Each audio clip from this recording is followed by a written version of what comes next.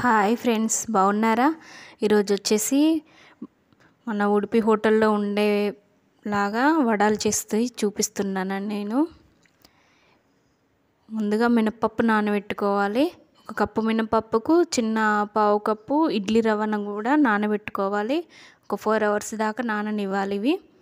తర్వాత మిక్సీ పట్టుకోవాలి. Simple recipe అండి, ఈజీగా ఉంటుంది. కొంచెం సోల పొడి ఏది అవసరం లేకుండా పొంగుతాయి మీకు. పిండి మిక్సీ పట్టుకున్న తర్వాత నానబెట్టుకున్న ఇడ్లీ రవ్వ కూడా అందులో వేసుకోవాలి. బాగా కలుపుకోవాలి. నేను టేస్ట్ ఉండాలని పచ్చిమిర్చి, ఉల్లిగడ్డ, కొత్తిమీర, కరివేపాకు కూడా వేసుకుంటున్నాను. ఇట్లా ఫ్లేవర్ బాగుంటుందండి. చిన్నగా కట్ చేసి వేసుకోండి. రుచికి సరిపడా సాల్ట్ వేసుకోండి.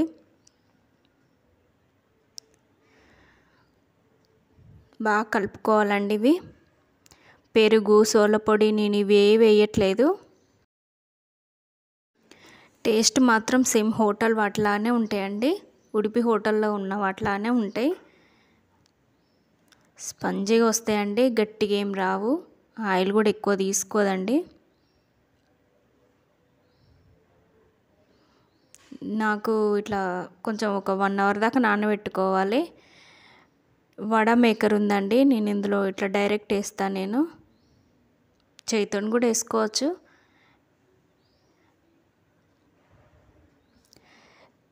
పల్లి చట్నీతో కాంబినేషన్ బాగుంటుందండి. పల్లి చట్నీ మళ్ళీ ఒక వీడియోలో చేస్తాను.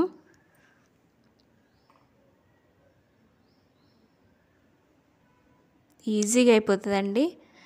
మార్నింగ్ బ్రేక్ఫాస్ట్ కూడా ఈజీగా అయిపోతుంది. పిండి నైటే నానబెట్టుకొని మిక్సీ పట్టుకుంటే అయిపోతుంది.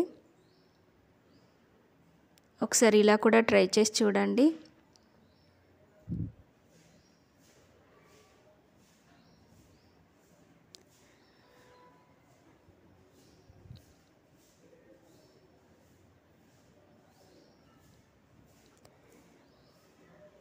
మీరు కూడా ఒకసారి ట్రై చేసి చూడండి. ప్లీజ్ లైక్ చేయండి, షేర్ చేయండి, సబ్స్క్రైబ్ చేయండి, సపోర్ట్ చేయండి. ఇంట్లో ఉన్న సింపుల్ ఇంగ్రీడియంట్స్ ఏనండి. ఇడ్లీ రవ్వ, మినపప్పు.